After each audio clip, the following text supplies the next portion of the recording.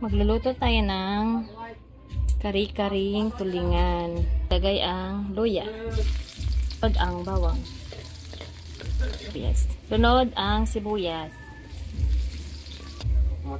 Sunod ang gata. So pure ito. Walang halo. Dero. Aray ko. Halo. Antayin natin kumulo. Lagyan na ng kalabasa. Antayin tumambot. Yan, ang sarap na itsura. Kasama ka ba? O syempre, pamintaw, patanggalin ang lansa. Malapot talaga yung tapo. Sunod, ilagay ang curry. Sobrang lapot nito. Sure ka yan? Hindi mo nagano. Hindi kayo natin ng water. Sobrang lapot.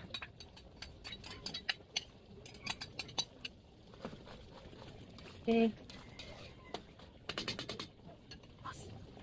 Sunod, lagyan ng asin. Sprinkle.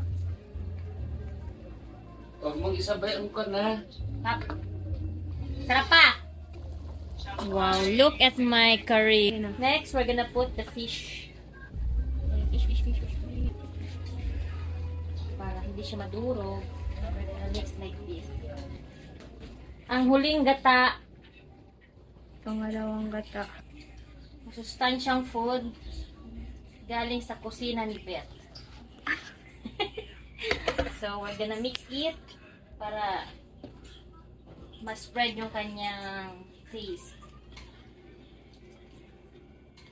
Kusina ni Beth pero hindi siyang tigluto. Okay. So, antayin nating lumambot yung kalabasa. Saka natin i-finalize yung kanyang taste pag kumulo na siya ng buo. Kumulo na ng todo. Wow. Maggi curry. Fish curry. Lagay ang sitaw para sa final touch. Okay na ang lasa niyan. Ito na ang final. Pero hindi ko pa tinanggal sa kalan dahil hindi pa maluto to. So, ito lamang ang aking vlog for this day. Ang aming ulam ay tulingan na curry. Wow. Ito ang tunay na food.